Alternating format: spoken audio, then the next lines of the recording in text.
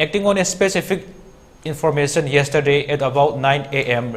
received by the Superintendent Imphal Customs Division to the effect that a person named Wahengbam Ibungovi Singh, dark in complexion, will travel from Imphal to Delhi by Air Asia flight number 2404-2002 at about 9 a.m. 11:30 a.m. carrying gold in biscuit form inside his luggage.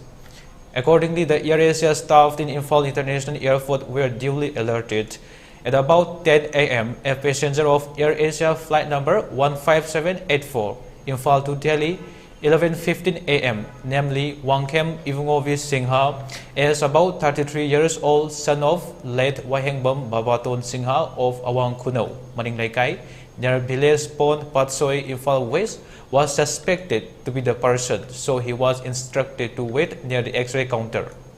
The customs officer of the AIU approached the said person and introduced themselves as customs officers and inquired whether he was anything contraband in his luggage, to which he replied that the luggage was not his and that it was given by another person to carry it till Delhi for some monetary consideration. The luggage was opened by the customs officers in the presence of Air Asia staff and was found to contain 65 pieces of yellow metal suspected to be gold of foreign origin, concealed in black polythene plastic wrapped in blanket inside the luggage. A case has been registered and Wahengbam Ibungovi Singha has been arrested under relevant sections of the Customs Act 1965. The value of the seized gold, weighing around 10.79 kgs, is estimated to be value rupees 5 crore 76 lakh 72,550. Further investigation to nab the other offender or the offenders of the case is going on, said Customs Division Imphal.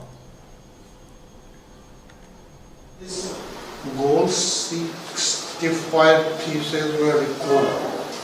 On being asked, the stranger